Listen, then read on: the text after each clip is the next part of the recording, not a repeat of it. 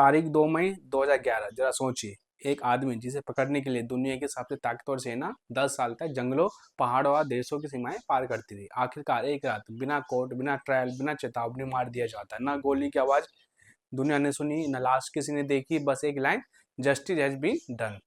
Hello दोस्तों, मैं करण किशोर, आपका हमारे यूट्यूब चैनल पर स्वागत है। आज हम जानेंगे अमेरिका ने ओसामा बिन लादेन को क्यों मारना चाहा। ओसामा ने ऐसा क्या किया था कि अमेरिका ने उसे जीने नहीं दिया। ओसामा कहाँ छुपा बैठा था, उसे किसने धोखा दिया, और ऑपरेशन नेपच्यून पियर के अंदर असल में क्या हुआ। ओसामा बिन लादेन था कौन? उसका पूरा नाम था ओसामा बिन लादेन। जन्म तिथि 10 मार्च 1957, जगह रियाद, सऊदी अरेबिया। पिता Mohammed bin Laden Saudi royal family के सबसे भरोसेमंद कॉन्ट्रैक्टर में से एक था। ओसामा कोई गरीब या अनपढ़ आदमी नहीं था। इलाइट स्कूल में पावर और इन्फ्लुएंस के बीच यही बात उसे और खतरनाक बनाती है। ओसामा की पढ़ाई और सोच कैसे ओसामा ने पढ़ाई की किंग अब्दुलाजीज यूनिवर्सिटी में। यही उसे मिले कट्टरपंथी Islamic professor, anti west ideology, जिहाद का नया इंटरप्रिटेशन। सन 1979 में जब सोवियत यूनियन ने अफगानिस्तान पर हमला किया, ओसामा की सोच पूरी तरह बदल गई। उसने इसे देखा इस्लाम पर हमला।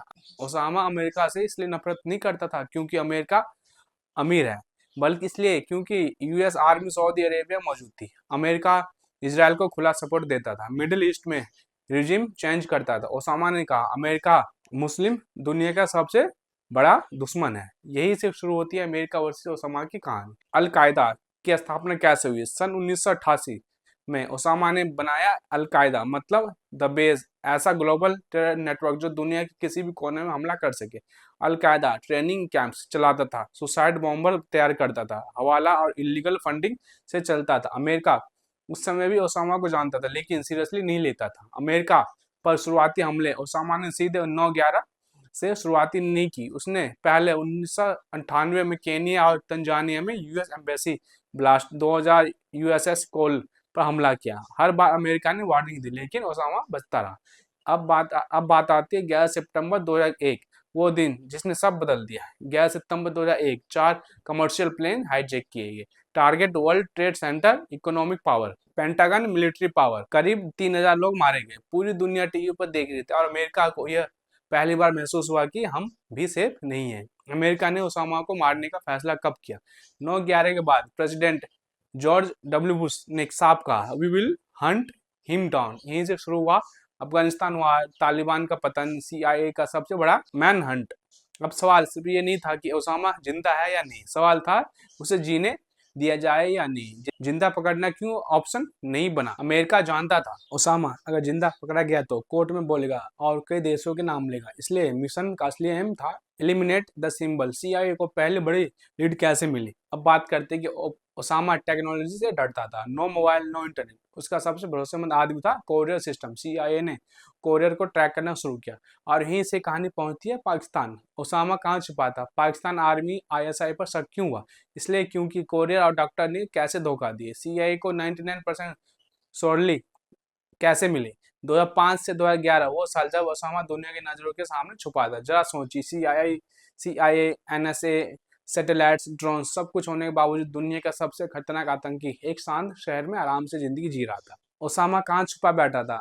उस जगह पूरी दुनिया को शक क्यों नहीं हुआ? कोरियर और डॉक्टर ने कैसे धोखा दिया? और सीआईए को आखिर फाइनल कंफर्मेशन कैसे मिली? अब बात करते हैं कि ओसामा बिन लादेन कहाँ छुपा था और किसने उसे धोखा दिया। एबटाबाद, सबसे चौंकाने वाला सच, सीआईए जिस जगह पहुंची उसका नाम था एबटाबाद। अब ध्यान से समझो, एबटाबाद पाकिस्तान का एक military cantonment town, Pakistan military academy से सिर्फ 1 से 1.5 किलोमीटर दूर, आर्मी ऑफिसर और रिटायर्ड जनरल का इलाका। यानी अगर वहाँ कोई आदमी भी कुछ दिन रहे तो उसका रिकॉर्ड बन जाता है। लेकिन ओसामा 2005 से 2011 तक यहीं छिपा रहा, और यही बात अमेरिका के लिए सबसे बड़ा शौक थी।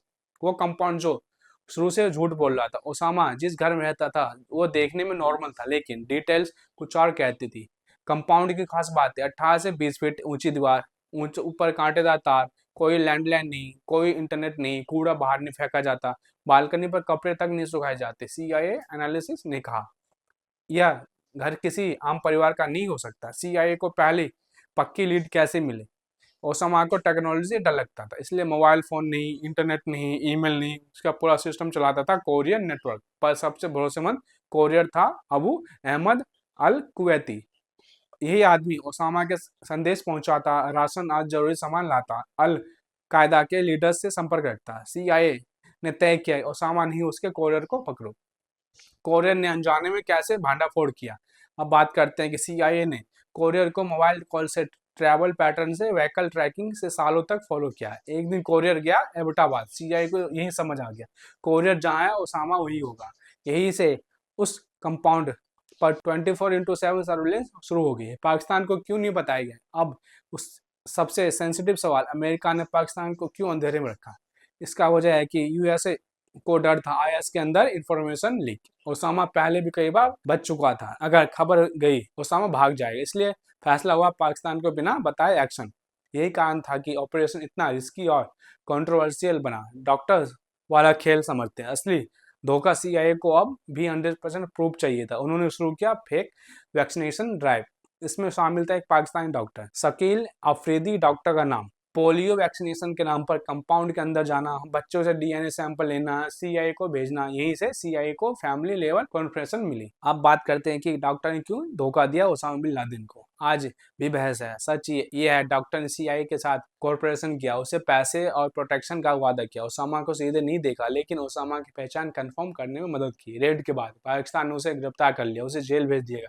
अमेरिका के लिए हीरो, लेकिन पाकिस्तान की जनता के लिए धोखेबाज। CIA का इंटरनल डेविड, अब CIA के पास satellite images, courier tracking, human intelligence, DNA confirmation, फिर भी सिर्फ 90 से 95%। व्हाइट हाउस में बहस हुई, drone strike, civilian death, bombing, body proof नहीं। पाकिस्तान के साथ joint operation leak risk mission को नाम दिया गया ऑपरेशन नेपच्यून स्पीयर। अप्रूवल दिया Barack Obama. Risk helicopter crash, Pakistan army international crisis. लेकिन एक ऑर्डर क्लियर था, ओसामा भागना नहीं चाहिए। ओसामा को जरा भी अंदाजा नहीं था। ओसामा टीवी नहीं देखता था, रेडियो नहीं सुनता था, न्यूज से कटा हुआ था, बिल्कुल अंदाजा नहीं था उसका आखिरी समय पास आ चुका। रेड की हर मिनट की कहानी, हेलीकॉप्टर क्रैश कैसे हुआ। अब बात करते हैं मेन बात, ओसामा के आखिरी पल जिंदा क्यों नहीं पकड़ा गया, समुद्र में दफन क्यों किया गया, और सबसे बड़ा सवाल, क्या ओसामा की मौत से आतंकवाद रुका? 2 मई 2011 रात 12:30। जरा सोचिए, एक अंधेरी रात, एक शांत शहर, और ऊपर आसमान में दुनिया के सबसे खतरनाक कमांडो उड़ रहे हैं। अमेरिका ने ओसामा बिन लादेन को कैसे मारा? रेड के दौरान हर मिनट क्या हुआ? हेलीकॉप्टर क्रैश का सच, ओसामा को जिंदा क्यों नहीं पकड़ा गया? Operation Neptune Spear, Osama bin Laden की आखिरी रात मिशन शुरू होता है। मिशन का नाम operation Neptune Spear commandos, seal team 6, कुल 23 नेवी सेल्स, CIA का एक interpreter, special night vision equipment, silenced weapon, helicopters M2 black hawk stealth modified.